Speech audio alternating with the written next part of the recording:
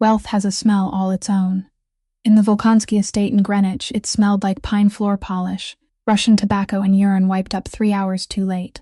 Pyotr Volkonsky, the old head of the organization, hadn't spoken a single word in 29 months. His men tiptoed around his wheelchair like it was a landmine with the pin still in.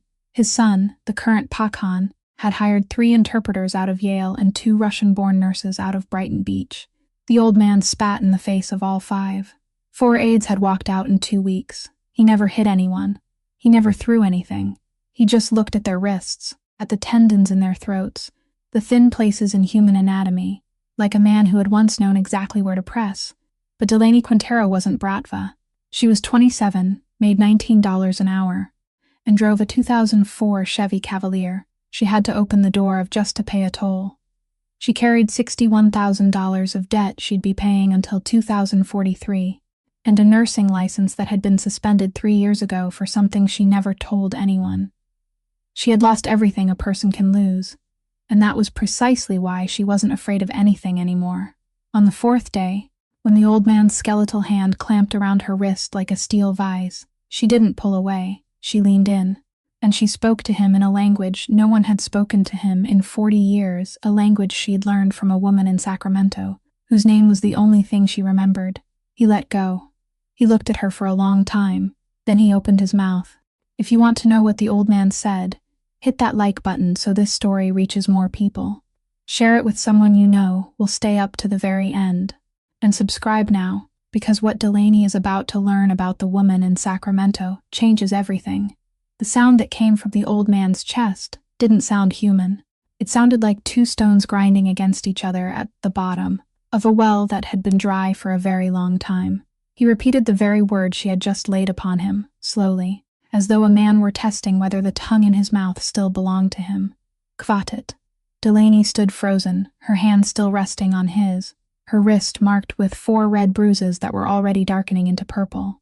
He breathed. It wasn't the breath of a man speaking. It was the breath of a machine restarting after 29 months, lying silent beneath a layer of dust. Then he spoke again, 1 word at a time, each falling separately like pebbles striking a wooden floor. Nechudovist, not a monster. He paused. His chest rose and fell. His blue eye locked onto her face without blinking. Svidatel. Behind her, Arkady Volkonsky took exactly 1 step backward. Only 1 step. But Delaney heard it more clearly than the rain lashing against the bulletproof glass outside, because in the past 4 days she hadn't seen this man retreat even once. She glanced over at him. His face had gone pale, not the pale of fear, but the pale of a man who had just watched the foundation beneath his house collapse in 4 seconds. His gray eyes widened with an almost childlike disbelief, and for a fleeting moment, Delaney didn't see the Pakhan of the East Coast. She saw a 34-year-old boy hearing his father speak for the first time in nearly 3 years. Except the old man hadn't spoken to him. He had spoken to her.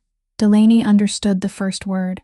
She had understood it since she was 7 years old, standing in a kitchen in Sacramento, when someone had thrown it into the air to end an argument she could no longer remember. The second word was different. It fell into her ears like a pebble sinking into deep water, and she had no way of reaching down to retrieve it. So she did the only thing she had ever known to do when faced with something she didn't understand. She stored it away in her memory, untouched and unexamined, the same way she would record an abnormal blood pressure reading at 3 o'clock in the morning and ask a doctor about it at 7 Svisatel. She repeated it silently in her mind 3 times so she wouldn't lose it. Then she returned to her work. It was the only thing left inside her that still made sense. The needle had remained in her right hand the entire time, and that hand was still steady because it didn't care who had spoken to whom. She sterilized the vein again. She slid the needle into place. The old man didn't move. He didn't look down. He didn't look at her anymore either.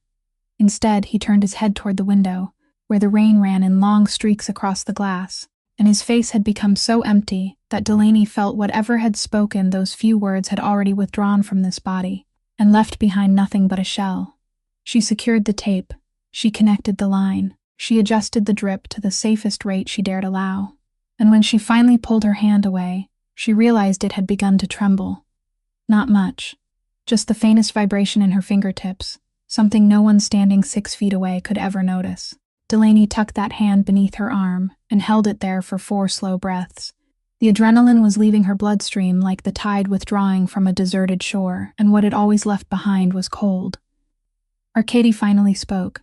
His voice was rough, as though he were the one who had been silent for 29 months. He hasn't yielded to anyone in 40 years. Delaney didn't turn around. She pulled the zipper of her canvas bag closed. The sound seemed absurdly loud inside that room. "We'll know soon enough," she said. She wasn't even sure what she meant by those words. She only knew that if she stayed in that room for another 30 seconds, something inside her would break, and she couldn't afford to fix it. She picked up her bag and walked out. No one stopped her. The 2 men standing outside the door stepped aside before she even reached them, and she realized they were looking at her very differently than they had 4 days earlier. The hallway beyond was cold and dim, lit only by wall lamps casting a warm honey-colored glow. Delaney took 7 steps before stopping. She leaned her back against the plaster wall and closed her eyes. 3 seconds. She counted them silently in her head. It was the only luxury she had allowed herself since she was 24 years old. 3 seconds leaning against some wall in some hallway somewhere, and she had never once permitted herself a 4th. At the 3rd second, she opened her eyes. She pulled down the sleeve of her scrubs to cover her wrist, hiding the 4 purple marks blooming beneath her pale skin, like petals beneath thin silk. Because she had learned a very long time ago that people would ask questions, and she didn't want to answer them. Then she kept walking. In her mind, that word remained exactly where she had placed it, unmoving, waiting patiently. Svidatel. It would take her another 3 weeks to learn what it meant, and when she finally did, she would wish she had never asked. She heard him before she saw him, not because of his footsteps, because that man moved without making a sound, but because of the way the air in the hallway seemed to grow heavier behind her. Delaney had made it down 4 steps of the narrow servant staircase in the west wing when his voice came from the landing above her. "How did you do it?" It wasn't a question. There was no question mark at the end of it. Delaney didn't stop. She kept walking down, her hand gliding along the smooth wooden railing, and answered without turning around. "I told him to stop." She heard him coming down the stairs, and this time there were footsteps. She understood immediately that he wanted her to hear them. He caught up with her at the bottom step and didn't block her path. He simply walked beside her, which was somehow worse. "You speak Russian." Delaney adjusted the canvas bag hanging from her shoulder. The bag weighed 21 pounds. She knew that exact number because she had weighed it the year before to figure out why her left shoulder always sat lower than her right. "I speak Russian like a 7-year-old child," she said. "I conjugate verbs incorrectly. I use the past tense for things that are happening right now. I just addressed your father with the pronoun people use for dogs and family members. In Moscow, people would laugh in my face. In Brighton Beach, they'd ask where I learned Russian and answer their own question by saying nowhere." She thought that would end the conversation. It didn't. Arkady walked beside her through the waiting room, with its 23-foot ceiling and a grand piano that no one had touched during the 4 days she had been there. He remained silent long enough for her to think he had given up. Then he spoke again, and his voice had changed completely. There was nothing investigative about it now. It was lower, edged with something sharp. "I've paid a great deal of money to people who speak that language 100 times better than you do." He paused. Within that silence, Delaney could hear everything he didn't say. Every diploma, every flight, every afternoon spent standing in a doorway and waiting. He let them stand there until they gave up and left. Delaney stopped walking. She set her bag down on the marble floor. The dull thud echoed through the empty room as she turned and looked directly into his face for the first time since leaving the patient's room. He looked terrible. Not terrible in the way people describe a handsome man who's merely tired. Terrible in the way she had seen on the faces of family members during the 3rd week of end-of-life care, when they had stopped sleeping and simply started closing their eyes whenever they could. The shadows beneath his eyes weren't purple. They were gray, the same color as his eyes, as though his entire face were slowly fading into a single shade. "Because they translated for you," Delaney said. She spoke softly. She hadn't intended the words to cut. They did anyway. "I spoke to him." She saw the exact moment those words struck him. It wasn't like a punch. It was like a needle slipping into the one place no one expects to hurt. The place patients always tell her won't hurt at all until suddenly it does. His jaw tightened by barely a millimeter. That was all. But Delaney had spent several years reading faces that had trained themselves never to reveal anything. And she read that millimeter as easily as reading a billboard. He knew she was right. That was the worst part. He had known she was right long before she ever said it. Perhaps he had known for months. He had paid all that money precisely so he wouldn't have to know it. Arkady didn't answer. The man who controlled an entire stretch of coastline from Boston to Baltimore stood in the middle of his own house and had nothing to say to a nursing assistant making $19 an hour. And they both knew it. Delaney picked up her bag and walked toward the door. She passed the two men in suits standing in the foyer. They opened the door for her, and neither of them looked her in the eye. Outside, the rain was still falling. Her Chevy sat parked at the end of the gravel drive between a black Range Rover and a German car whose name she didn't know. It looked like a decayed tooth surrounded by a mouthful of porcelain veneers. She opened the driver's door and climbed inside. She turned the key 3 times before the engine finally came to life. And while she waited for the fog to clear from the windshield, Delaney looked up and saw that he was still standing beneath the covered entrance without a coat, allowing the rain to splash against his shoes. He didn't stop her. He didn't call out to her. He didn't send anyone to follow her car. He simply stood there and watched her drive away. And that was a mistake Arkady Volkonsky would never make a second time. On Wednesday morning, they didn't take her to the patient's room. The red-haired man named Toby was waiting for her in the foyer and told her that the boss wanted to see her first. And the way he said it made Delaney understand that he had been instructed to repeat those exact words, nothing more and nothing less. Arkady Volkonsky's office was located in the East Wing, beyond 2 separate doors. Delaney had imagined it would look like something from a movie, with skulls, animal hides, and a crystal liquor cabinet. It didn't. It was almost empty, a walnut desk measuring 8 feet in length. 1 chair, 1 window. There was nothing on the walls.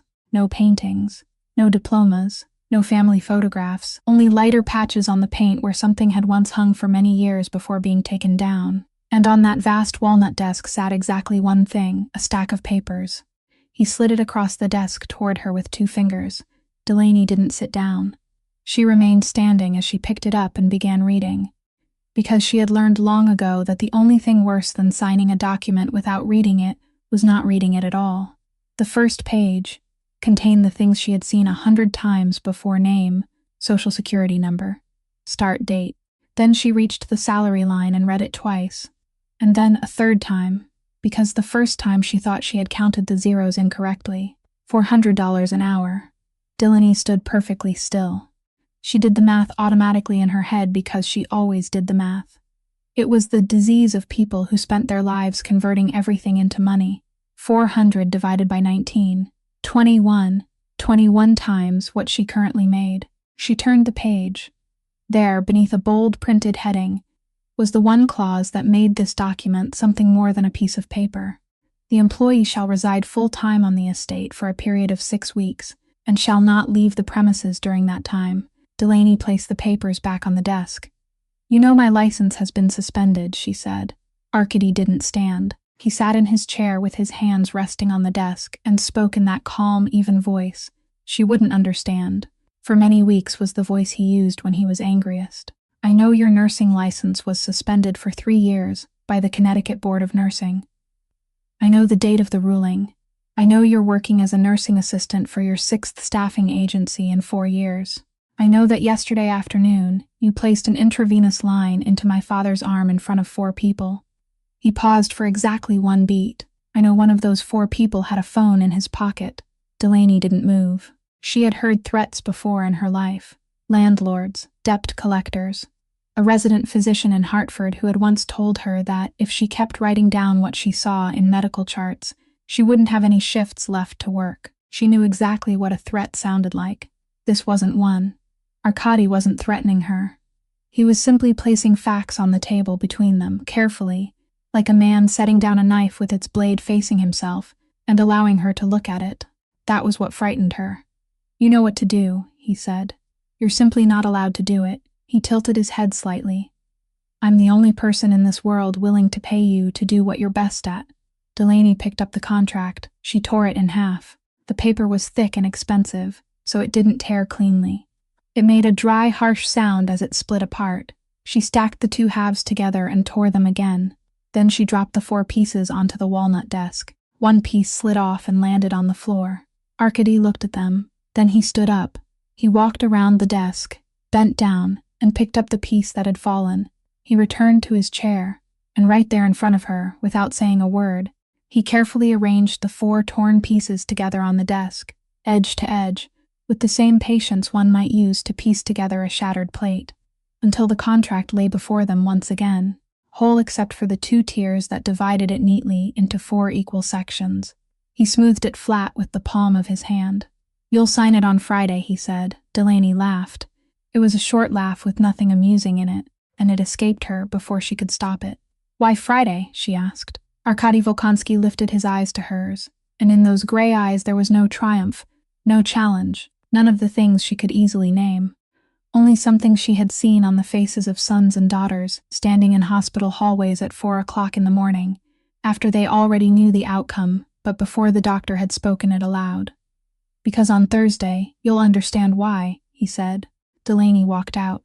She went upstairs to the patient's room. She worked for 8 hours. She drove home through the rain. She fed her dog and lay down in bed, and those words lay down beside her on that narrow mattress, perfectly still. They were still there when she opened her eyes the next morning, and they would remain there until the lights finally went out. Delaney Quintero's apartment measured 430 square feet and sat on the 3rd floor of a building constructed in 1927, where the cast-iron radiator beneath the window clattered from October through April and gave off a smell she had breathed in for 10 years and still couldn't name, the smell of dust being baked onto hot metal. She unlocked the door. She didn't turn on the light. She didn't need to, because she knew exactly how many steps it took to walk from the door to the kitchen, and the answer was 9. Bishop waited for her at the 4th step. He was an 11-year-old dog of a breed no one could identify, with sandy fur turning gray around his muzzle, and he had only 3 legs because his left hind leg had been gone long before she met him. Delaney found him 4 years earlier behind a dumpster in New Haven on a February night when she couldn't even remember why she had been in New Haven. He didn't bark. He never had, not even once in 4 years, and she had taken him to the veterinarian twice to ask about it, and both times the veterinarian had simply shrugged.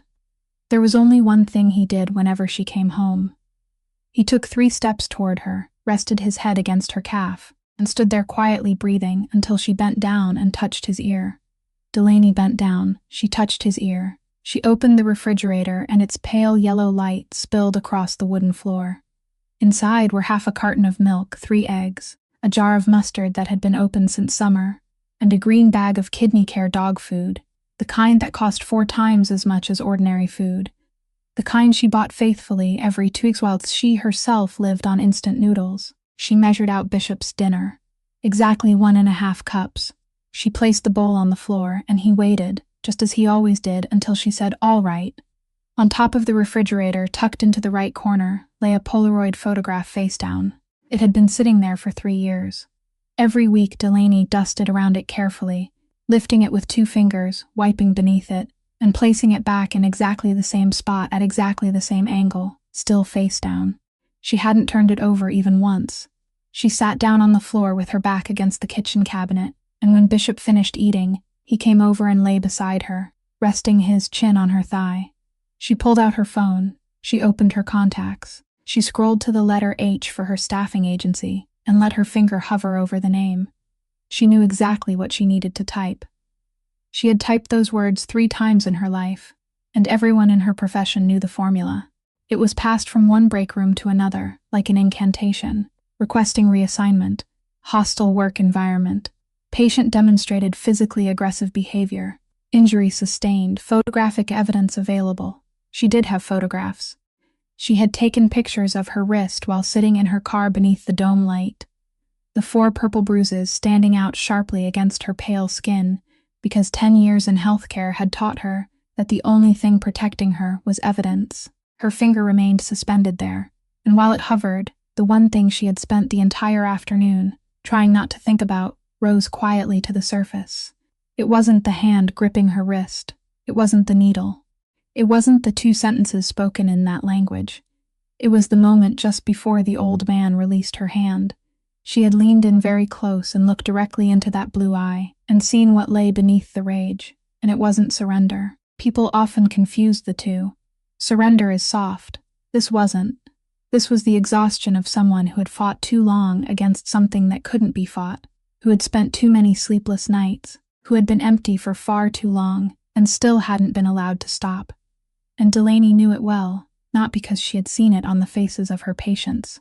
She had seen it staring back at her from the bathroom mirror in this very apartment on a March morning 3 years earlier when she was 24 years old, when she stood there for a very long time and didn't recognize the face looking back at her.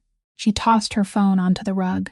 It bounced once and lay still, the screen still glowing with the name before finally going dark. Bishop lifted his head to look at her before resting it down once more. Delaney sat on the kitchen floor in the darkness for a very long time. $400 an hour, 12-hour shifts, 6 weeks. She did the math in her head and came up with a number. She did it again because she thought she had made a mistake. She got the same number. She did it a third time, slowly, one step at a time, as though teaching a child, and the number didn't change, and it was larger than the $61,000 debt. She wouldn't finish paying until the year 2043.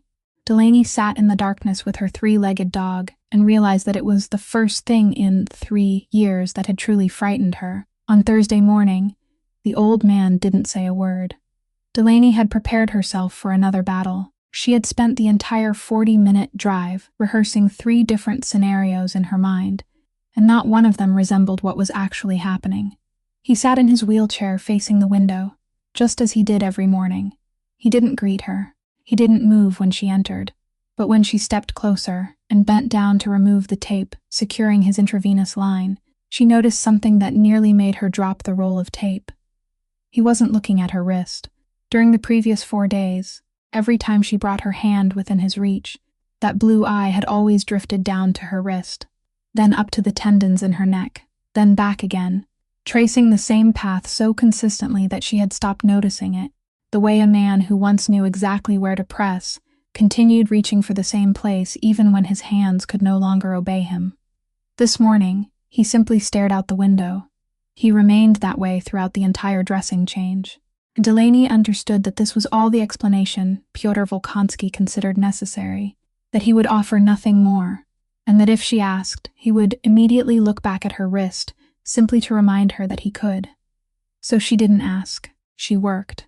And while she worked, she began to talk, not to communicate. She spoke because the room was so quiet she could hear the blood moving through her ears, and 10 years in healthcare had taught her that silence frightened patients more than almost anything else. So she spoke in the only language he could still hear. "I lift your arm," she said. Wrong. She had used the present tense for something that hadn't happened yet and chosen the verb form used for habitual actions rather than a single act. "I clean." Wrong again. "The weather is bad today." That one was grammatically correct, but she said it with the intonation of someone asking a question. She spoke each sentence like a child reciting from memory, slowly and separately, fully aware of how ridiculous she sounded, and still she continued. Because there had once been a house in Sacramento. She remembered the smell of dark rye bread, heavy and sour, a kind of bread she had never eaten again since then. She remembered a stove that was always warm, even in July, and remembered sitting on the floor with her back against it. She remembered a voice singing while washing dishes, always the same song, always in that language. And she remembered learning that when the song stopped halfway through, it meant someone was knocking at the door. She couldn't remember a face. She had spent 18 years trying. She had lain in 7 different beds attempting to rebuild it in her mind and had never succeeded. She remembered only the hands, large, red, fingernails cut short, and there had been a scar across the back of the left hand, a pale white line, and she remembered reaching out to touch it without anyone scolding her for doing so. She lived there for 2 years. Then one morning a car stopped outside the house and she left. No one explained anything. There were no tears and no goodbyes, only a plastic bag filled with clothes and a woman holding a file folder in the front seat. It was the 4th of 7 placements, and years later, whenever people asked about her childhood, She always answered that it had been ordinary. Delaney dipped a washcloth into a basin of warm water. She wrung it out. She continued speaking, and this time she said something about the light, that she was going to open the curtains a little more. And in the middle of that sentence was a word she had been using incorrectly for 4 days without ever realizing it. Pyotr Volkonsky corrected her. He didn't turn his head. He didn't open his eyes. He simply spoke the word once, grammatically correct and perfectly conjugated, in that dry, gravelly voice, so softly that had a car passed outside at that moment, Delaney would have missed it entirely. Then he fell silent. Delaney stood motionless in the middle of the room, the wet cloth dripping onto the wooden floor. Her heart skipped strangely in her chest. She repeated the word exactly as he had spoken it. She heard her own voice echo softly through the room, and it still sounded wrong, still too heavy, still the voice of a 7-year-old child sitting in a kitchen 4,000 kilometers away and 18 years ago. He said nothing more.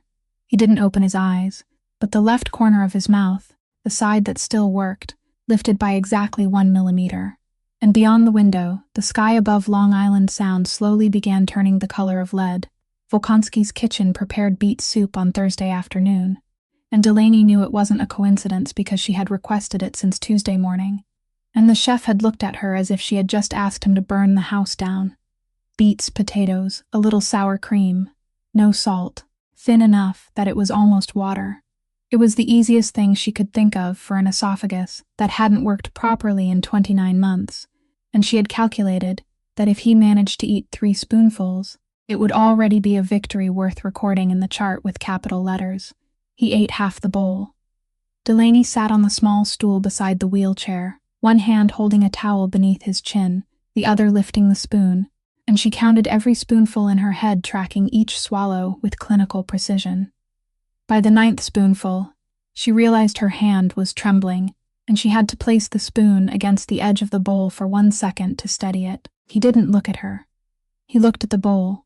He swallowed slowly, with difficulty, and after every swallow he released a short breath through his nose, like someone who had just carried something heavy up a flight of stairs. But he opened his mouth. Every time she brought the spoon closer, he opened his mouth, and Delaney, who had sat beside the beds of countless people during 10 years in healthcare, understood very clearly that this wasn't about soup. The door opened. There was no knock. Arkady Volkonsky stood in the doorway and remained still.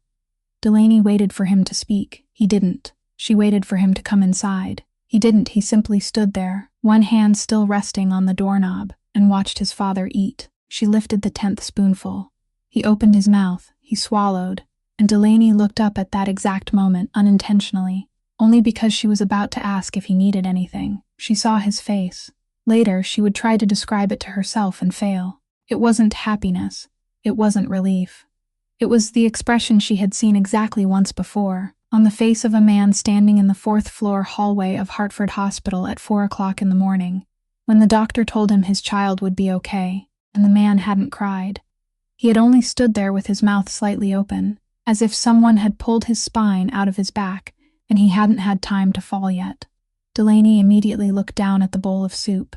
She looked away so quickly that her neck hurt, because in less than a second she understood that she had just seen something no one in this house was allowed to see. Not Cutter, not Toby, not any of the 21 armed men moving beneath this roof, and if Arkady knew she had seen it, something would happen. When she looked up again, the doorway was empty. The door had closed so quietly she barely heard it. Pyotr didn't lift his head. He looked at the bowl and spoke 3 words, rough and low, almost nothing more than breath. Delaney understood 2 of them. Son, afraid. The word in the middle was one she didn't know, and she didn't ask, and she placed it in that part of her mind where she was slowly collecting things she didn't understand, the same place where a single word had already been waiting since yesterday. She wiped his mouth. She cleared the bowl. She wrote in the chart, with capital letters. Outside in the hallway, Toby was standing guard. He was 26 years old, with red hair, freckles spreading from his cheekbones down to his neck, and a left hand missing 2 joints from his pinky finger. He had a habit of talking too much when he was nervous, and Delaney had noticed it since the 2nd day. "Did you hear anything?" he asked as she walked past. "About Philadelphia." Delaney didn't stop. "I'm a nursing assistant, Toby." "Yeah, well," he said, and she heard him follow 3 steps behind her. The Falconraths, they're asking questions. They've been asking for 3 weeks now. They heard rumors that the old man is dead and the boss is hiding it to preserve the alliance. He stopped. Delaney heard the exact moment he stopped. She turned around. Toby was standing in the middle of the hallway with both hands hanging straight at his sides, and his freckled face had turned pale, the same color she had only seen on patients about to faint. "Don't tell anyone I told you," he said. Delaney looked at the hospital room door behind her, the thick 10-centimeter oak door behind which sat an 81-year-old man who had just eaten half a bowl of beet soup for the first time in 29 months. "He isn't dead," she said. Toby swallowed hard. His Adam's apple moved up and then down. "Yeah," he said. "That's the problem." Delaney waited for him to continue. He didn't. He turned away and returned to his position beside the doorway, and he didn't look at her again. Delaney stood in the carpeted hallway with the chart in her hand, and that sentence settled inside her mind, unmoving, without meaning, lying there beside yesterday's word and the word from moments ago, like the third pebble in a bag she hadn't realized she was carrying. The storm struck the Connecticut coast at 4 o'clock on Thursday afternoon, and it didn't arrive gradually the way summer storms did. It came like a door slamming shut. Delaney was washing her hands at the sink in the adjoining room when she heard the rain change, shifting from a scattered patter into one continuous roar, and when she looked outside, the water wasn't falling anymore. It was lashing sideways, hammering against the inch-thick bulletproof glass with such force that the steel frame trembled. The house changed with it. Delaney didn't see anyone give an order, but she could feel it through the floor. People began moving faster. They weren't running. Not yet, but the unhurried rhythm of a mansion with 42 rooms had vanished, replaced by the same rhythm she'd heard in the emergency department on nights when chain reaction crashes tore across Interstate 95. Radios crackled downstairs. 3 men she'd never seen before passed through the hallway. And there was a new scent in the air of the house, slipping between the smell of wood polish and Russian tobacco, a scent she needed a moment to recognize. The last time she'd smelled it had been in a clinic in Bakersfield when she was 15 years old, and someone had pulled a gun from a boy's backpack. Gun oil. Delaney entered Pyotr's room at 4:45. Toby stood in the corner near the window, both hands folded in front of his stomach. He hadn't said a word all afternoon, and that was the most troubling sign of the day. Delaney switched on the table lamp. She walked to the wheelchair and realized immediately that the old man was awake. Not awake in the way a patient was awake, that dull, incomplete state of being present in the room while no longer fully present in life. He was awake in another way. His head was tilted slightly. His blue eye was open, staring at nothing. His entire 81-year-old body, half paralyzed, was held in a posture Delaney had only ever seen in animals, the posture of a dog standing in the yard at 2 o'clock in the morning, after hearing something beyond the fence that no human could hear. He was listening. She began checking his pulse, and he spoke. In Russian, slowly, more slowly than usual, separating each word, and Delaney understood at once that he was deliberately speaking that way so she could piece the meaning together, and the realization sent a chill down her spine. "My son is strong," he said, "but he is a hammer. He sees only nails." Delaney kept her fingers against his wrist, counting the beats, and said nothing. "The German is water," he said. "Water doesn't fight a door. Water finds the crack." Delaney's hand went still. She forgot where she'd been in the count. "If they get inside this house," he said, "the hammer will swing at the front door, but the water will rise from the back staircase." Delaney glanced at Toby. He stood 6 feet away. He was looking out the window, toward the place where the lawn should have been, and where there was now only a wall of gray water. His face was completely blank. He hadn't heard a thing, not because the old man had spoken softly, because he didn't understand a single word. And that was the moment Delaney Quintero understood what she should have understood 3 days earlier.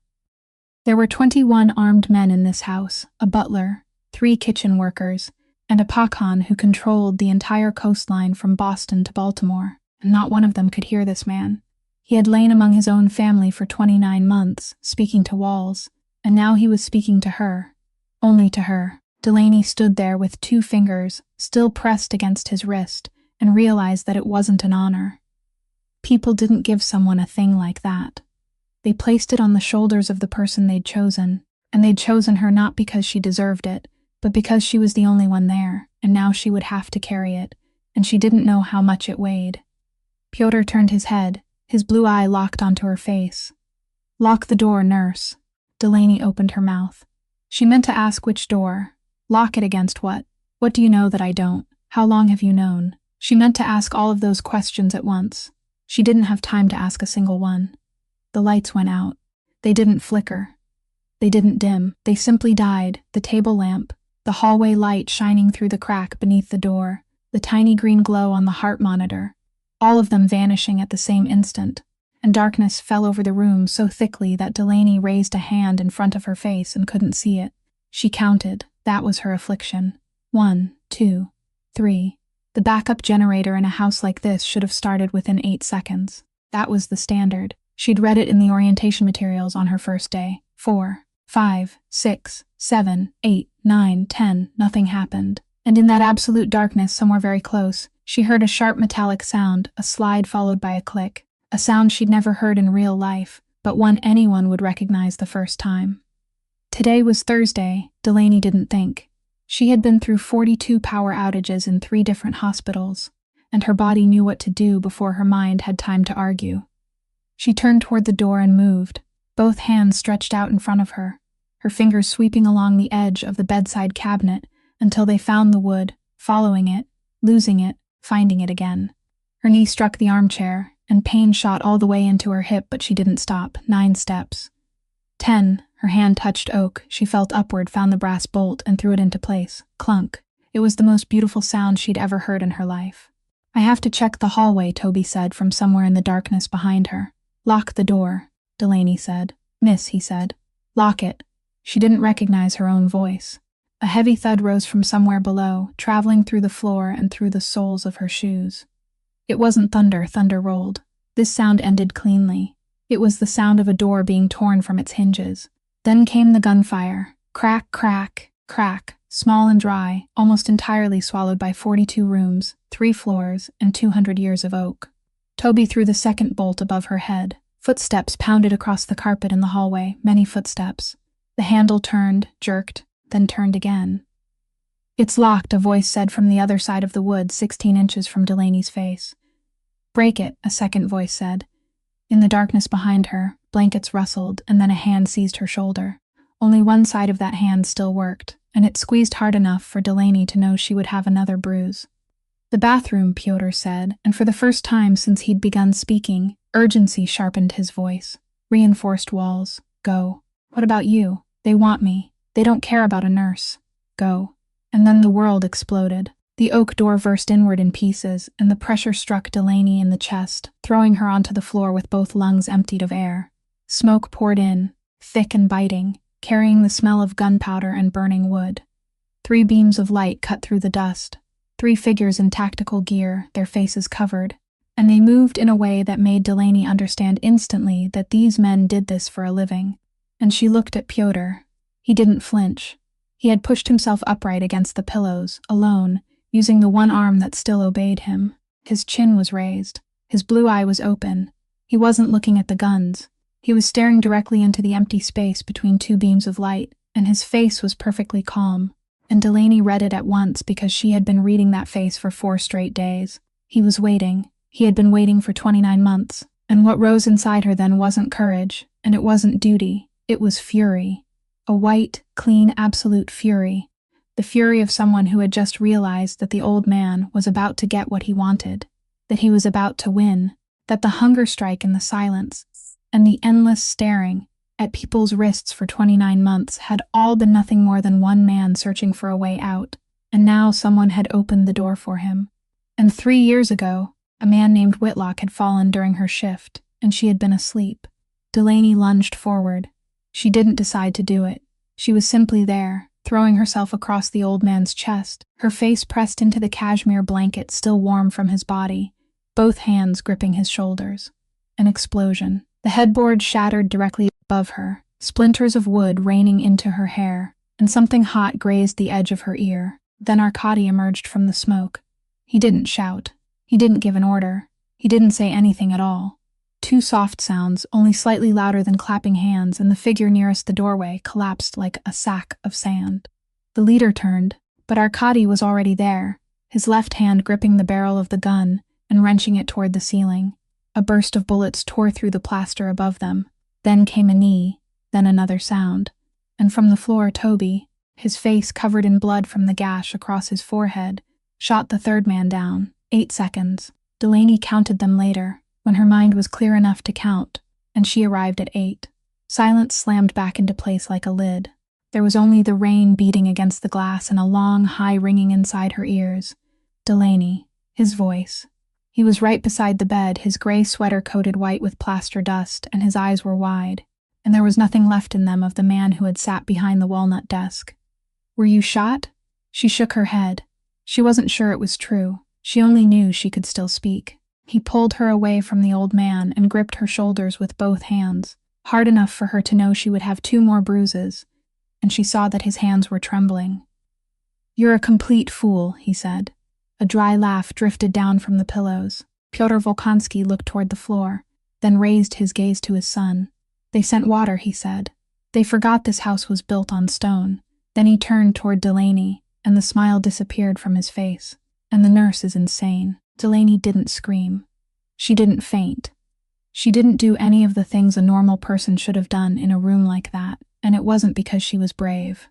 It was because 10 years of night shifts had taught her brain a trick, and now her brain performed that trick automatically, without asking permission. It gathered up all the panic, rolled it tight, stuffed it into a box, locked the box, and placed it on a very high shelf somewhere in the back.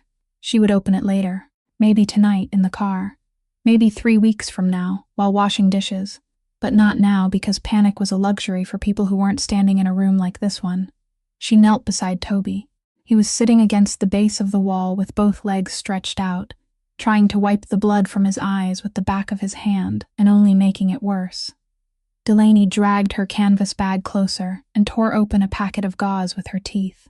"It's shallow," she said. "Scalps bleed a lot. They always do. You aren't going to die." She placed the gauze over the wound and pressed his hand down on top of it. "Hold it tight. Don't lift it to look." He nodded. His Adam's apple moved up, then down. Then they came. 5 men emerged from the darkness of the hallway, and Delaney hadn't heard them approaching. They didn't look like the men in suits who stood in the front hall. They wore jeans, heavy boots, and thick gloves, the kind used for handling freight. One carried 2 rolls of plastic sheeting. Another carried a bucket and a bottle with an industrial label, red lettering, the kind of label people put on things that weren't sold in stores. They didn't ask any questions. They didn't ask what had happened, didn't ask who was still alive, didn't ask whether anyone needed to be called. They didn't look at Delaney either. Not one of the 5 men glanced at her even once, though she was sitting on the floor 6 feet away with white plaster dust covering her hair. One man spread out the plastic. Another used the toe of his boot to sweep the shell casings into a neat little pile in the corner, with the calm, practiced motion of a man raking leaves. The third opened the bottle, and a sharp chemical smell rose into the air. They worked for 15 minutes. Delaney knew it was exactly 15 because she watched the clock, because she always watched the clock. During those 15 minutes, no one spoke more than 4 words at a time, and that, not the explosion, not the red beam of light, not the splinters falling into her hair, was what turned Delaney's stomach and drove a sour taste all the way up into her throat. Because to these 5 men, what had happened in this room wasn't a tragedy. It was logistics, it was an incident. It was something with a procedure, specialized equipment, and an allotted completion time, and somewhere in this house there was someone who knew exactly how much a night like this cost. "Cutter," Arkady said. The man with salt and pepper hair stepped forward. "Take him down to the medical basement. Move all the equipment. 4 men at the door. If a fly comes too close, shoot it." They lifted Pyotr from the bed onto a transport stretcher. 4 men, each holding one corner of the blanket, moving with a care that seemed strangely gentle compared with everything else happening in the room. And Delaney, still sitting on the floor, saw something that sent a chill through her. The intravenous line was still intact. The needle remained in the vein. The tape was still smooth. The tubing wasn't kinked. She knew why. She had checked it. Somewhere during those 8 seconds, while she had been lying across the old man's chest, with splinters raining into her hair, her right hand had automatically followed the tubing, found the connection, and checked to make sure it hadn't been pulled loose. She didn't remember doing it. Her body had done it without asking her. Delaney stood, and she had to hold on to the edge of the cabinet. The stretcher rolled past her. Then Pyotr Volkonsky raised his working hand. The stretcher stopped. All 4 men stopped. That blue eye turned and locked onto her face, and there was no moisture in it, no tenderness, none of the things people expected from a man whose life had just been saved. He didn't say thank you. Men like Pyotr Volkonsky didn't thank anyone. He reached out and touched his index finger to the back of her left hand, directly over the crescent-shaped burn scar she had carried since she was 15 years old. His finger was cold and bony. He tapped twice. Then he lowered his hand to the edge of the blanket. "Let's go," he said. The stretcher began moving again. Delaney stood there with her left hand still hovering in front of her stomach, and she didn't understand what had just happened. But the 5 men in the room understood. She looked around, and every one of them had stopped working. The man holding the plastic, the man holding the bucket, the man sweeping up the shell casings. All of them were looking at her, and none of them tried to hide it. Cutter too. Arkady too. And from that moment on, until everything was over, no one in that house would ever call her the nurse again. 4 o'clock in the morning, in the basement of the Volkonsky house. They led her down a narrow concrete staircase she had never known existed, and the deeper they went, the more the sound of the storm faded until it became nothing more than a faint vibration in the walls, as though the storm were happening in another life. The room below looked like a hotel lounge that had somehow been placed inside a bunker by mistake. Leather sofas, a bar, no windows, nothing to look at except concrete painted cream. Arkady poured 2 fingers of amber liquid into a heavy glass and handed it to her. "Drink," he said. "I don't drink whiskey," Delaney said. "It isn't meant to be enjoyed." She took the glass. She didn't drink. She only held it in both hands because those hands needed something to do. Plaster dust was still in her hair. There was a dried smear of Toby's blood on her thumb, and she had been staring at it for the past 40 minutes, without wiping it away. Arkady stood on the other side of the bar. He wasn't drinking anything. He stood there looking at her, and Delaney realized he was preparing to say something he had decided long ago and had only been waiting for her to sit down. "One of the 3 men isn't dead," he said. Delaney set the glass on the bar.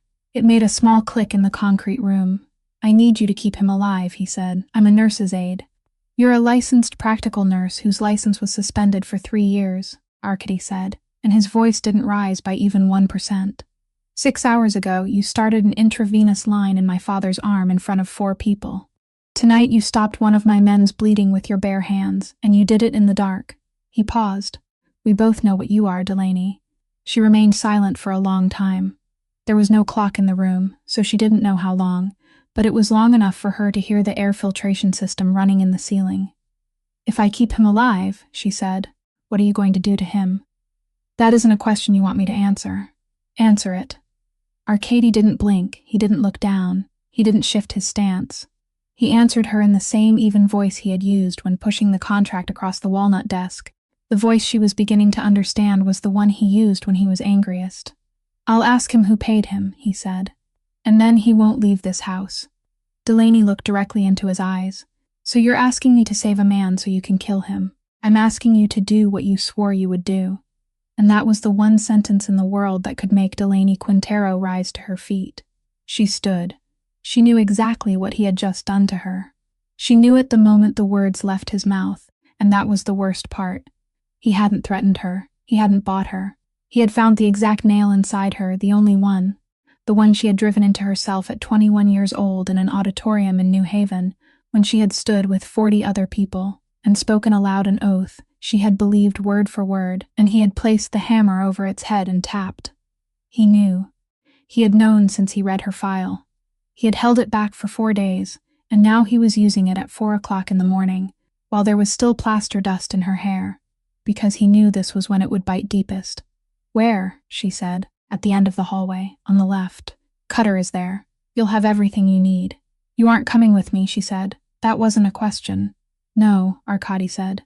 Delaney picked up her bag. She walked toward the door. Then she stopped, one hand resting on the steel doorframe, and she didn't turn around. "I have one condition," she said. He waited. "While I'm in there, you don't come in. No one comes in. That room is mine until I walk out." Arkady didn't answer immediately. Delaney heard him exhale, one very quiet breath. "Agreed," he said. She left. The concrete hallway was 66 feet long, lit by fluorescent tubes, and every footstep echoed twice, one real sound and one returning from the far end. At the end of the hallway, a steel door stood slightly open, and a strip of yellow light fell across the floor.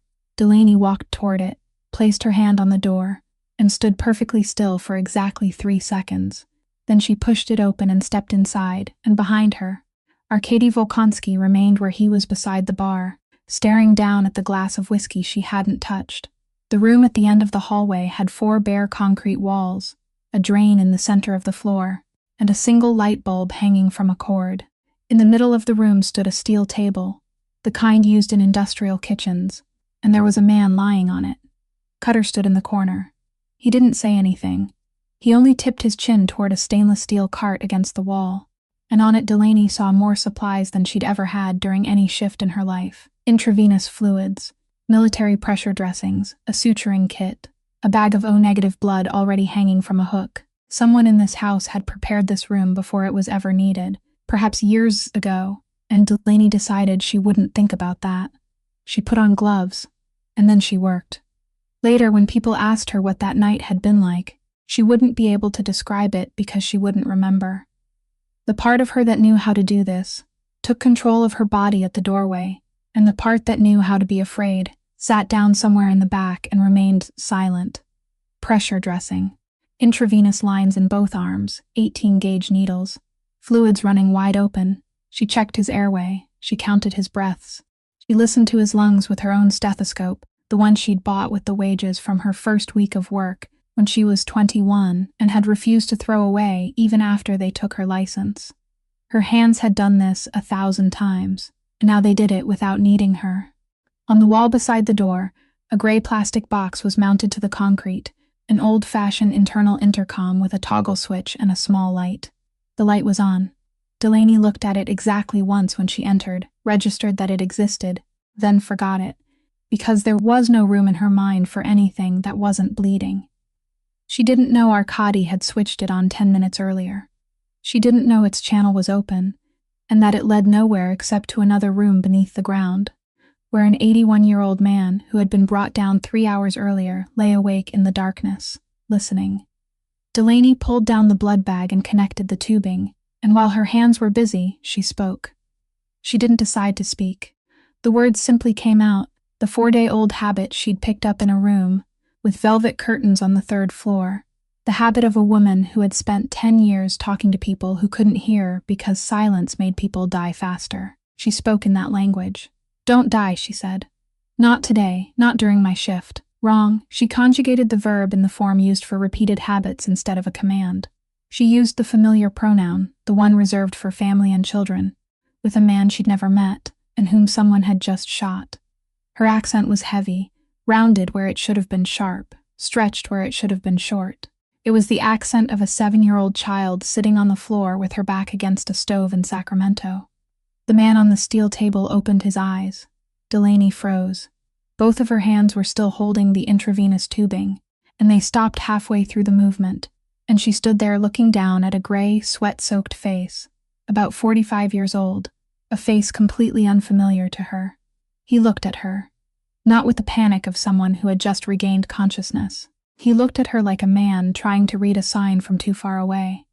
He stared at her for a long time, and Delaney could hear the heart monitor counting every beat inside that silence, and she counted with it, letting her muscle memory dictate the rhythm. Then he spoke, in English, with a Philadelphia accent, the flat, fast sound of the northeastern side of the city, whispered through clenched teeth. "You speak with a Magadan accent." Delaney stepped back half a pace. The heel of her shoe struck the leg of the stainless steel cart, and something on it clinked. "I used to work for this family," he said. He had to stop to breathe. His chest rose only slightly beneath the bandages. 15 years ago, Delaney said nothing. She couldn't believe she was standing still, couldn't believe her gloved hands were hanging in the air that way. "Only 2 people in the world speak with that accent," he said. "Who?" Delaney asked. Her voice didn't sound like her own. The man on the steel table looked up at the concrete ceiling, at the light bulb swaying almost imperceptibly, and he laughed. It was a terrible laugh. There was no breath in it, only a long wheezing sound dragged up from somewhere very deep, and it went on too long. and Delaney stood in the concrete room, with the drain in the middle of the floor, and heard it echo from all four walls at once. On the wall beside the door, the small green light remained on. Delaney seized his collar with both hands. She didn't remember stepping forward. She was simply there, bent over his face, and the part of her that had spent 10 years keeping her voice low and even beside patient beds had vanished without a trace. "Leo," she said. "One of the two died in 1988, he said. He didn't try to pull her hands away. He no longer had the strength to do anything, and they both knew it. He only looked at her, and there was something in his eyes that Delaney couldn't read, something like the amusement of a man watching two pieces of a puzzle fit together after 15 years spent in separate boxes.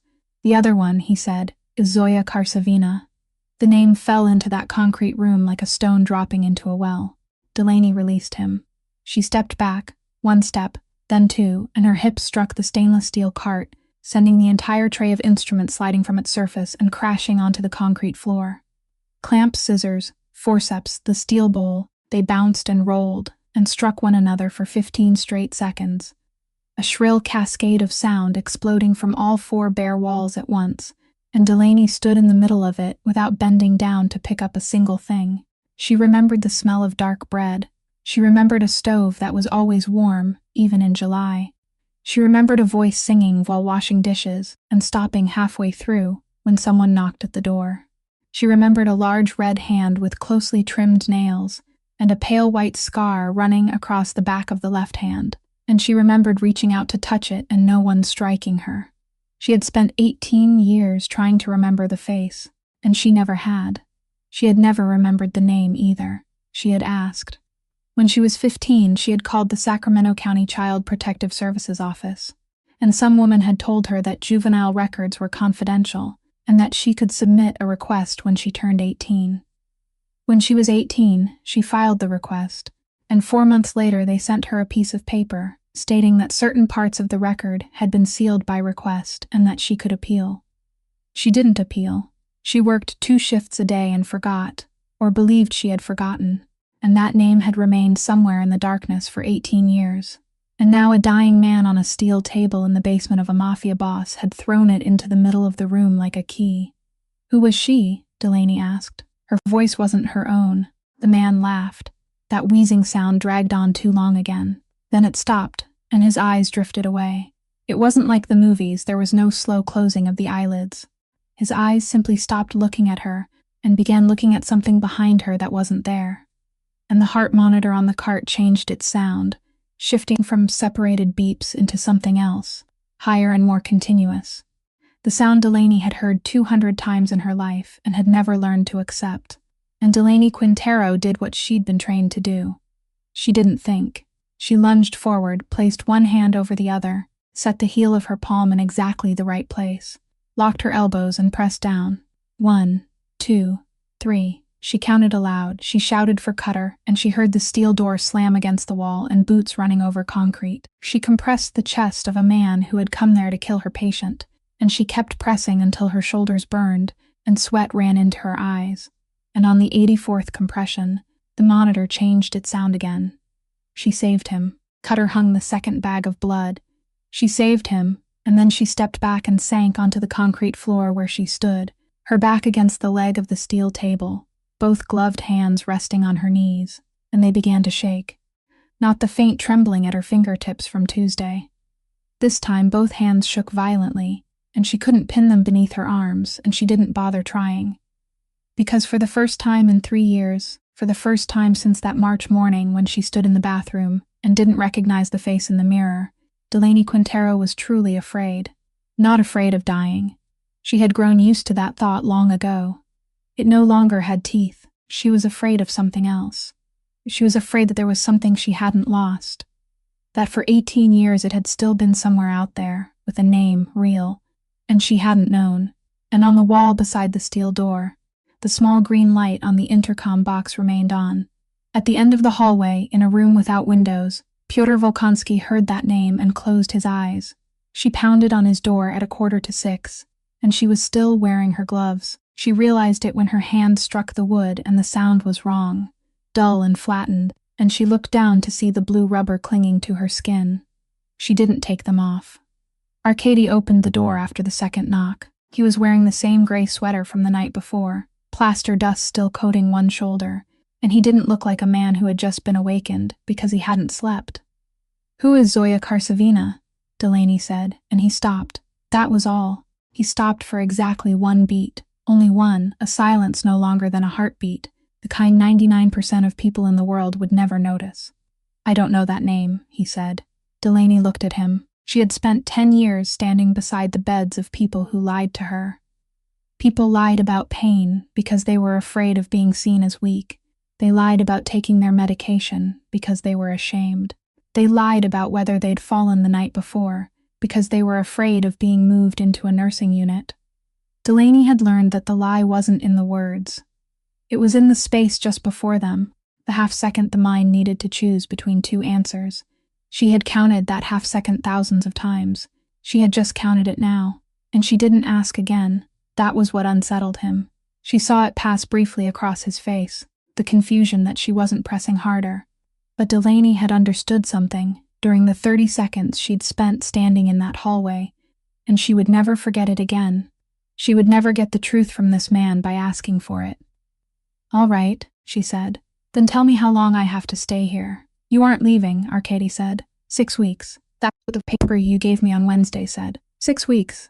"It isn't 6 weeks anymore," he said. "The man in the basement saw your face. And he isn't the only person in the world who saw your face last night." Delaney waited for him to continue. He didn't. He only looked at her, and there was something in those gray eyes that would take her another 2 weeks to name, and by the time she named it, it would already be too late. "All right," she said. She pulled the glove from her right hand, then the one from her left, and crushed them together in her palm.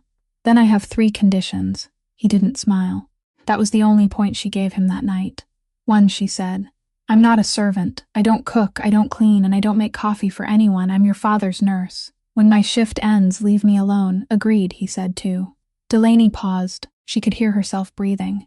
"If I die in this house, take me back to Bakersfield. There's a place there that's already been paid for. Cutter will find the address." Arkady stopped. "Whose place is it?" he asked. "None of your business, Delaney." She remained silent for a long time. The hallway was cold, and outside, the sky had begun turning the pale color of lead, the color of dawn after a storm. "Someone I need to be beside," she said. Arkady didn't ask anything else. 3, Delaney said, and her voice had returned to normal. "You don't touch me without permission. You don't give me orders the way you give orders to your men. I'm staying here because I'm choosing to survive, not because I belong to you." "Agreed," Arkady said. Delaney nodded. She turned away. She made it 4 steps down the hallway before stopping. She stood there with her back to him, closed her eyes and spoke. "I have a dog." She heard no answer from him. She turned around. He was still standing in the doorway, and his face revealed nothing. "He's 11 years old," Delaney said. "He has 3 legs. He has kidney disease. He eats at 6 o'clock, and it's 5 minutes to 6. And right now he's standing beside an empty bowl in an apartment 25 miles from here." Arkady Volkonsky took his phone from his pocket. "Cutter," he said. "Go to Miss Quintero's apartment. The address is in her file. Bring the dog back." He listened. Yes, the dog. He listened. 3 legs. He listened. No, I'm not joking. He listened. "There's a bag of food in the cabinet. The green one. Not the blue one." Delaney stepped closer to the phone. "And the Polaroid," she called out, her voice tight. "On top of the refrigerator, face down. Don't turn it over. Just bring it." Arkady glanced at her, then repeated the instruction into the receiver without a word. He ended the call, slipped the phone into his pocket, and looked at her with a perfectly calm expression. "Your dog will be here in an hour," he said. Delaney stood in the middle of the hallway for a long time. "You're completely insane," she said. "I'm practical," Arkady said, and he closed the door. 3 days later, the house was no longer a house. The oak door on the 3rd floor had been replaced with a steel panel covered in veneer, and anyone who didn't know would mistake it for wood, while anyone who knocked on it would understand immediately. There were 2 new men at the gate. An unmarked white truck remained parked in the garage for 48 hours, then disappeared. Delaney counted 29 men on the grounds, 8 more than the week before, an old habit of situational awareness she just couldn't switch off. And beneath the earth, in a room without windows, an 81-year-old man was coming back to life. That was the only phrase Delaney could find for it. He took his medicine without a word of protest. He finished every bowl of food. He demanded to sit upright 4 times a day, and when she said no, he stared at her until she said yes. His body was still as broken as it had been the week before. His heart was still failing. The right half of him still refused to obey. But whatever lived inside that body had risen, dressed itself, and begun pacing the room. Delaney had seen this before. People called it terminal lucidity, and it usually meant there were 2 weeks left. She didn't tell anyone, and he made her learn Russian. 3 words every day. He didn't ask whether she wanted to. On the second morning, he pointed his index finger at the cup on the table and looked at her, and Delaney stood there for 30 seconds before she understood. She said the word. He corrected her. She said it again. He corrected her a second time, only one sound, the sound in the middle that she kept drawing out when it should have been cut short. She said it a third time. He turned his face away. Delaney stood there holding the cup and repeated the word 4 more times, with long silences between each attempt, and on the 8th time he turned back. That was the entire system. If she said it wrong 3 times, he turned toward the wall and ceased to exist until she got it right. There was no praise. No nod. Only the moment when he turned back, and after several days Delaney realized that was the praise, that this was how a Pakhan who controlled the entire East Coast said thank you to the woman who had covered his chest with her body for 8 seconds. And he told her things. Slowly, so she could piece them together, and some parts she understood while others escaped her. Magadan. He spoke the name the way people spoke of someone they knew. Snow 9 months of the year. The sea froze, and people walked across it. His mother gave birth to him in a camp, and he said the word in such a calm voice that Delaney had to ask him to repeat it. His mother died when he was 9 years old. Delaney was changing the bed linens. She held a clean sheet in her hands and was folding the corner at the foot of the bed when her hands stopped. I was orphaned at 9, too, she said. Pyotr Volkonsky looked at her for a long time. I know, he said. Delaney finished folding the corner. She didn't ask how he knew. She would think about those words at 3 o'clock the following morning, and at 3 o'clock on many nights after that. But in that moment, she only finished folding the corner of the sheet, because the part of her that knew how to work had taken control, as it always did. On the 3rd night, he couldn't sleep. At 3 o'clock in the morning, the machine beside the bed showed his breathing rising to 24, then 26. Delaney checked everything that needed to be checked. It wasn't his lungs. It wasn't his heart. It wasn't pain. She had done this work for 10 years, and she knew what this was, though it wasn't written in any book. This was what happened to people at 3 o'clock in the morning, when they lay alone in a room without windows, and had nothing left to do but stare at the ceiling. Delaney sat on the edge of the bed, and she sang. She didn't decide to sing. It simply came out of her, in Russian, off-key, and her voice wasn't beautiful. It had never been beautiful. It was the song she'd heard in a kitchen in Sacramento when she was 7 years old, sung by someone washing dishes. It was also the song she'd sung 3 years earlier, in another room, for another person, and she didn't allow herself to think one word beyond that. Pyotr's breathing slowed. 24, 21, 18. He closed his eyes. Delaney sang the entire song. She even sang the middle part whose words she'd never remembered correctly, the part she always hummed her way through. Then she fell silent, and in the concrete room there was only the sound of the air filtration system in the ceiling. He didn't open his eyes, but he spoke. She sang that part wrong. Delaney sat perfectly still. He released a long breath. She always sang that part wrong, he said. And Delaney Quintero froze on the edge of the bed with both hands resting in her lap, and she opened her mouth and nothing came out. He was asleep. The next morning, Delaney didn't ask.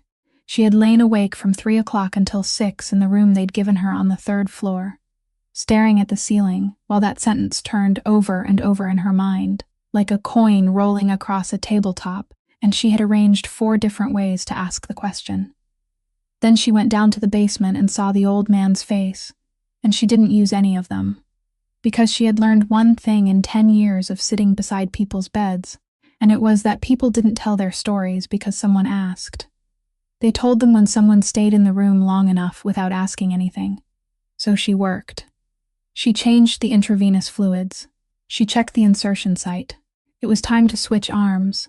She wiped his face with a warm cloth and said the 3 new words for that day, getting 2 of them wrong, and he corrected both. Then she sat on the stool beside the bed to update the chart, and Pyotr Volkonsky began speaking on his own. You asked why I remained silent for 29 months, he said. Delaney hadn't asked. But she set down her pen. I learned English when I was 34, he said. I signed contracts in it. I gave orders in it. I argued with my wife in it. I raised my son in it, from beginning to end, never in this language, because I wanted him to be American, and Americans don't have an accent like mine. He paused to breathe. Then one morning I woke up, and it wasn't there anymore. He turned his head toward her, the blue eye. It wasn't forgetting, he said. People kept telling me it was forgetting. The doctor said it was forgetting. It wasn't. When you forget, you know you once had it. This was losing it, like dropping a key through a drain. It's still down there. You can see it. You can't reach it. Delaney sat perfectly still. The only thing left was my mother's language, he said. The one I learned before everything else. The one buried deepest. The stroke couldn't reach that. He was silent for a long time, and Delaney listened to the fluid dripping through the tubing, one drop every 4 seconds, and she counted them because that was her affliction. My son sent Russian speakers, he said, 3 from a school, 2 from Brighton Beach. The left corner of his mouth lifted. In Brighton Beach. Everyone works for someone, he said. Walk 3 blocks there and you'll pass 4 people who owe money to a 5th person whose name I know. That woman sat beside my bed, held my hand, and spoke to me in my mother's language, and I looked at her face and knew that if I said one sentence, only one, the entire East Coast would know by the next morning. They wouldn't know what I said. They would know that I could still speak. They would know whether the Pakan was still inside or had already gone. They would know whether his mind still worked, or whether there was only a body left sitting in a wheelchair for photographs. He breathed, so I said nothing. Delaney looked down at her hands. 29 months, he said.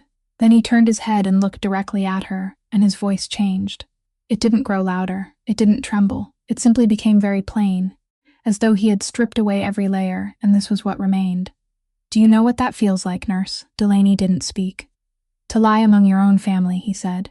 Your son standing 3 feet away. He speaks. He calls to you. He begs you. He hires people. He flies them in from Boston. And you hear everything. You hear every word. You want to answer, and what comes out of your mouth is something no one in the room can hear. He paused. And no one can hear you, he said. Delaney remained still for a long time. The machine in the ceiling continued running. The fluid fell, 1 drop every 4 seconds. She thought about a narrow bed in the 4th room of the 5th house, when she was 10 years old, lying awake while 2 adults in the next room talked about her in English. And she understood every word, and not one word she said changed anything. She thought about the past 3 years, and how every time someone asked how she'd been doing, she said she was fine, and how not once in those 3 years had anyone asked a second time. Yes, she said, I know. Pyotr Volkonsky looked at her. He didn't say anything more about it. He stared at the concrete wall in front of him, and allowed the silence to last long enough for Delaney to understand that part was finished. Then he spoke. My son looks at you. Delaney raised her eyes. He never looks at anyone, the old man said. Be careful. She came back at 9 o'clock that night. She had stood outside that steel door for 40 minutes, and 3 times she had told herself she wouldn't go in, and then she went in. You know Zoya Karsavina, she said. Pyotr Volkonsky didn't answer for 20 seconds. Delaney counted every one of them. He lay there with his blue eye open, staring at the concrete ceiling, and he didn't look surprised, didn't look angry, didn't look like anything at all, and that was the answer, because a man who didn't know the name would have asked about it in the very first second. Then he spoke. The first day you pulled back the curtains, he said. You told me my room smelled like a tomb. Delaney stood frozen in the middle of the room. You said it in English, he said. I didn't understand a single word. I only understood that you opened the curtains without asking me, and in 29 months no one had done that, he breathed. On the 4th day you leaned close to my face and said, enough. He let the word remain between them for a moment. You said it wrong, he said. You conjugated the verb like a child. You said it to me using the pronoun people use for dogs and for family. If you had spoken to me that way in Magadan in 1961, someone would have broken your arm. He paused. But you said it with a Magadan accent, he said. He turned his head. And Delaney saw something she had never seen on that face during the past 2 weeks. Not when he gripped her wrist. Not when 3 masked men stood at the foot of his bed. Not when they wheeled him out of the room, with splintered wood covering the floor. His remaining blue eye was wet. Only one person in this world ever spoke to me with that accent, he said, and I drove her away with my own hands in 1988. Delaney couldn't speak. She was my younger sister, he said. She was born in that same camp just a few months before my mother died, so she had no memory of my mother, which meant I was the one who taught her that song, and I taught one part of it wrong, and she sang that part wrong for 40 years because of me. He breathed, and his thin chest rose with great difficulty. In 1988, I gave her an order, he said. I won't tell you what it was. She said no.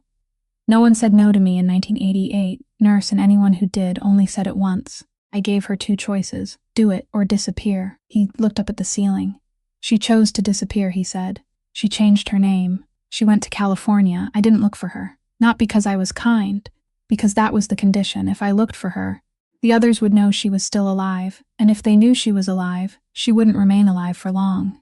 So for 38 years, I never looked west. She fostered children, he said. Delaney could hear the blood rushing in her ears. I knew, he said. I always knew. People kept telling me things I never asked to know. That was the price of being a man like me. I knew she had a house. I knew she baked bread. I simply never looked. Delaney stood. She didn't remember when she had sat down. Her legs were unsteady, and she had to place one hand on the bed rail. She sent me away, she said. Her voice was very quiet. After 2 years, a car came to the house one morning, and I left. No one said a word. There was no goodbye. For 18 years, I thought I had done something wrong. Pyotr Volksky looked at her. Then someone found her, he said. Delaney didn't understand. He saw that she didn't understand, so he continued slowly, the way he always spoke to her, separating every word. Someone found her, he said. And she did the only thing a woman like her knew how to do to save a 9-year-old child. He breathed. She made that child disappear from her life. Delaney stood in the middle of the concrete room and felt those words enter her body, and in the space of 3 seconds, 18 years turned themselves inside out from beginning to end. You asked me why I answered you, Pyotr said. Delaney looked up. In 29 months, he said. You were the first person to walk into my room and speak with my sister's voice. 2 o'clock in the morning, and Delaney hadn't been able to sleep since the night in the concrete room, so she went down to the kitchen. It was an industrial kitchen of stainless steel and black stone, as large as her entire apartment and half of another one, and it didn't belong with the rest of the house at all, which was exactly why Delaney liked it. Arkady was sitting at the stone island. He wasn't wearing a sweater. That was the first thing she noticed. A black t-shirt, gray joggers, bare feet, and in front of him sat an open laptop, 3 floor plans spread across the counter, and 6 burner phones arranged in a row like a set of knives. Without the suit and without the sweater, the structure of him was exposed, the shoulders, the forearms, the tendon running along his neck, and Delaney realized something that unsettled her. It made him look more dangerous, not less. She walked to the espresso machine. She didn't ask whether he wanted one. She made 2 cups and pushed one across the stone, and he took it without saying thank you, and both of them found that perfectly normal. How bad is it? She asked. Arkady didn't look up from the screen. They hit the port, he said. 3 containers in Newark. Not to take the cargo. To show people they could. This week I've had to call in 2 favors from Chicago and 1 from Brighton Beach. And favors are like blood. Every time you call one in, you lose some. Will they attack the house again? No, he said. They lost 3 men here. They know coming in now means dying. They'll wait. They'll look for a soft target. He raised his eyes and looked at her, and he didn't need to explain what a soft target was. Then he closed the laptop. You owe $61,000, he said. I can erase it before breakfast. Don't, Delaney said. Excuse me? She set her cup down on the stone. She didn't look at him. She looked at a point on the wall behind his shoulder, where a lighter patch in the paint showed that something had once hung there. Do you know how much I pay every month? She said. $240. Silence. 3 years ago I had a daughter, Delaney said. Her name was Junie, and she smiled. That was the strangest part, and she knew it was strange, and she couldn't stop it. She was with me for 14 months, she said. Do you know what a 14-month-old baby can do? She laughed. She laughed all the time. She laughed at 6 o'clock in the morning, when I hadn't had coffee, and wanted to lie down and die on the floor. And she laughed at the car, and she laughed when I sneezed. She thought sneezing was the funniest thing the human race had ever invented. She stopped. She loved strawberries more than anything in the world, she said. Not ice cream, not cake, strawberries. She would hold one strawberry in both hands, as though it were the treasure of the entire world, and she would laugh at it. I'm not joking. She laughed at a strawberry. She would sit on the kitchen floor and stare at that strawberry, and laugh right in its face, as though the strawberry had just told her something terribly funny. Delaney breathed. She isn't here anymore, she said, and all I have left is $240 a month. She turned and looked at him. Her eyes were dry. Every month when I pay it, she said, someone in some office writes in some ledger that Junie Quintero existed. Do you understand? There's an entry in a computer in some building in Hartford, and every month someone touches it. That's the only record of her in this world besides me. If you erase it, she disappears. So no, you don't get to touch my debt. Arkady Volkonsky sat perfectly still.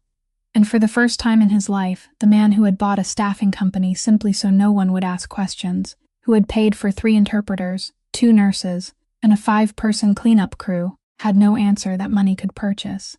He reached across the stone. He didn't touch her left wrist. Delaney noticed, and it tightened her throat more than the story she'd just told. He took her right wrist instead, and his thumb settled directly over her pulse, the place where she'd pressed her own fingers on thousands of other people. Your heart is beating fast, he said. I just drank 2 shots of espresso, Delaney said. His thumb traced one very slow circle. My father only respects things that refuse to break, he said. And what do you respect, Arkady? It was the first time she had called him by his name. He let his hand slide down, his palm covering hers for a moment, then withdrew. The skin there turned cold immediately. He stood and picked up his coffee, and the boss returned within 2 seconds, but the heat in his eyes remained. I respect things that don't break, he said, and I protect what I respect. At any cost. Go to sleep, Delaney. The war doesn't need you awake. Delaney walked away, and the sound of her bare feet faded along the stone hallway, leaving Arkady Volkonsky alone in the industrial kitchen at 2:15 in the morning with a cup of espresso that had gone cold. He sat motionless for 4 minutes. Then he opened the laptop. There was a folder he hadn't opened since the first day. He had read it once, the night before she arrived, sitting behind the walnut desk at 1 o'clock in the morning, and when he finished, he had called Cutter and given an order consisting of 7 words. No one speaks of this file again.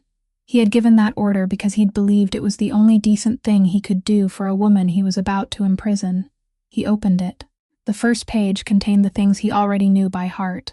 Name, date of birth, 7 addresses across 9 years in Sacramento County and then New Haven County. Licensed practical nursing degree, 2019. The Connecticut Board of Examiners for Nursing's decision to suspend her license for 3 years. And the reason stated there in the cold language of administration. Language he had read, and immediately understood, didn't contain a single word of the truth. He scrolled down. There was a section he had never read. It sat at the very end, after everything else, under the heading Financial Records, and 3 weeks earlier he had skimmed it for 3 seconds before closing the computer.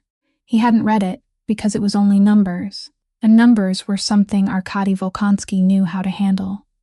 Throughout his life, there had been only one thing he had always known how to handle, and that was numbers. And because of that, they had never frightened him, he read. Total treatment cost, $145,000 insurance coverage, $0. And beside that 0, in parentheses, in smaller type, were 4 words from which an entire life could hang. Ineligible, pre-existing condition. He continued reading. Supplemental payer, second surgery, March 2023. Carsavina Trust.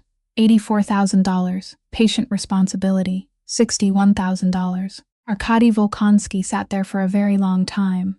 The filtration system ran in the ceiling. Somewhere far away, one of the 6-burner phones vibrated once, then stopped. He didn't look at it.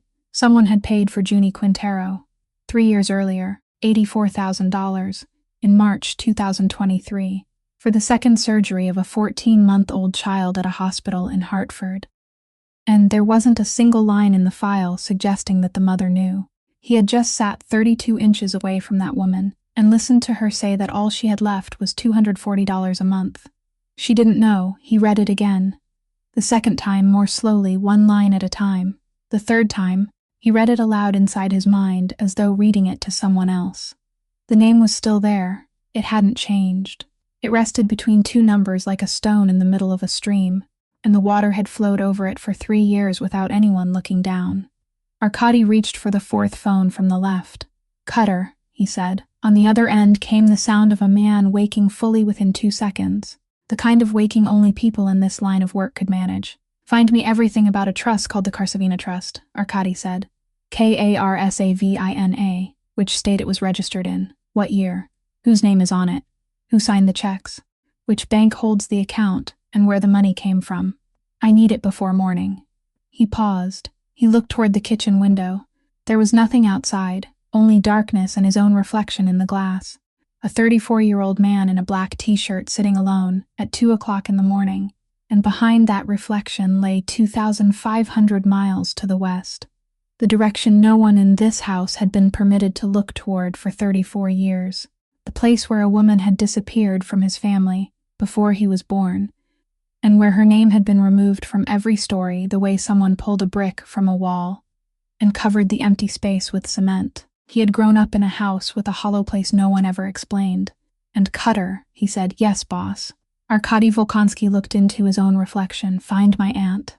Upstairs, in the room they'd given her, Delaney Quintero slept for 3 uninterrupted hours. The first time she had done so in 3 weeks.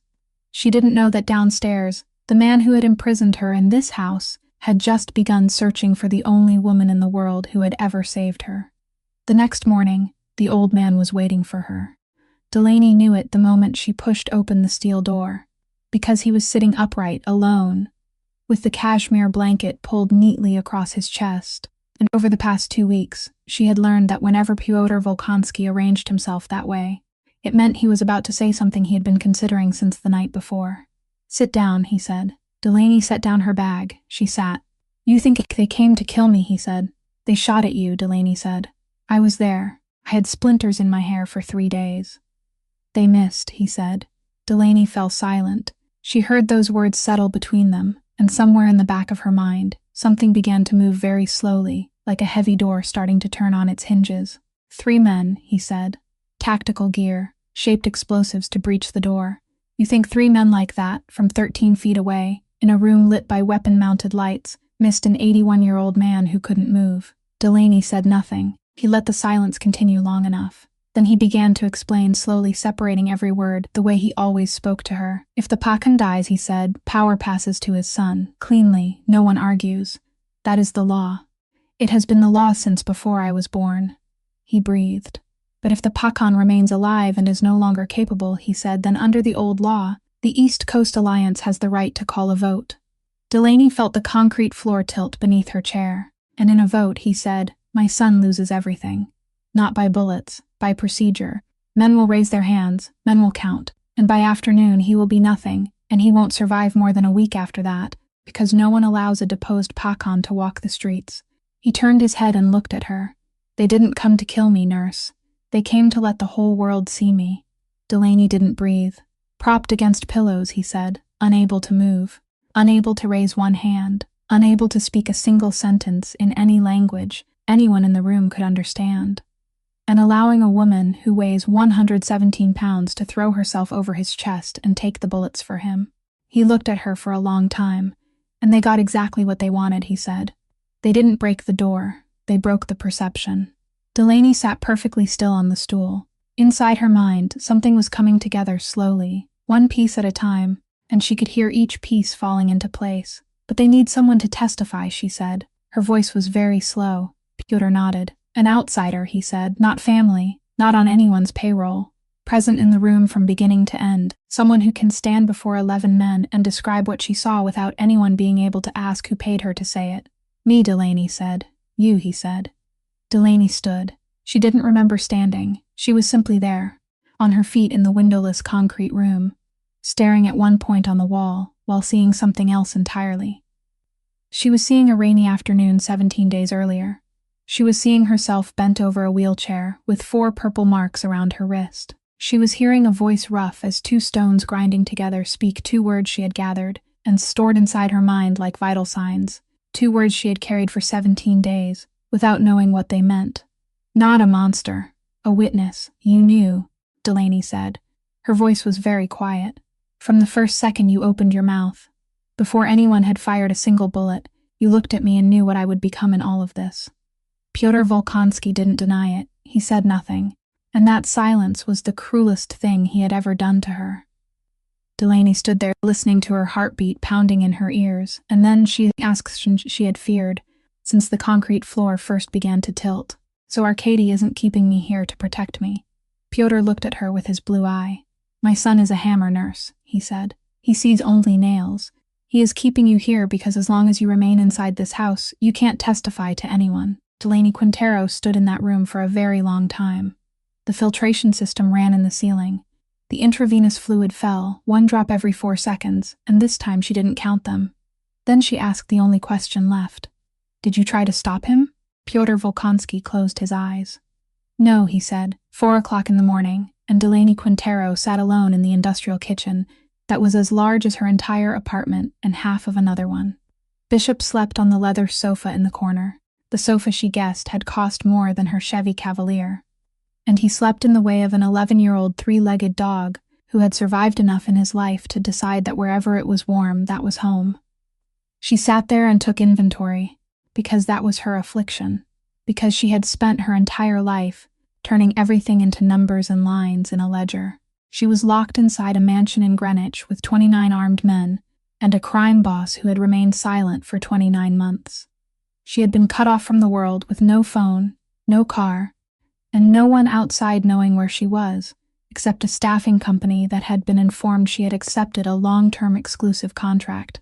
She was the only witness in the world to something that could destroy this entire family through 1 vote and 11 raised hands.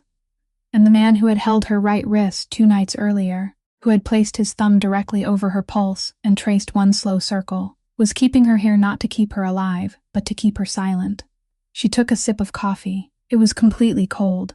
Well, Delaney said to the empty room, at least the rent is paid. She washed the cup. She placed it upside down on the rack. Then she went upstairs. The room they'd given her on the 3rd floor was larger than her entire apartment, with a 4-poster bed and a window overlooking Long Island Sound. And that window was locked from the outside. There was a drawer in the bedside table. Delaney pulled it open. The Polaroid lay inside, face down, exactly as it had lain on top of her refrigerator for 3 years. Cutter had followed her instructions perfectly, bringing it along with her belongings without once turning it over, and she would be grateful to him for that for the rest of her life. Delaney stood looking at it for a long time. Then, for the first time in 3 years, she turned it over. A brown-haired baby was sitting on the kitchen floor in pajamas covered with rabbits, laughing, both tiny hands wrapped around a strawberry larger than her fist. Morning light streamed through the window behind her. She was looking at the strawberry, not at the camera, and she was laughing in the way only children could laugh, with her entire face, both shoulders, and both feet. Delaney looked at her for a long time. "Mommy is still here, Junie," she whispered. "Mommy is still here." Then someone knocked on the door. Delaney placed the photograph on the table, face up, and went to open it. The hallway was empty. Honey-colored wall lights shone across the carpet, and there was no one there, no footsteps, no shadow near the corner. On the floor directly in front of the threshold lay an envelope.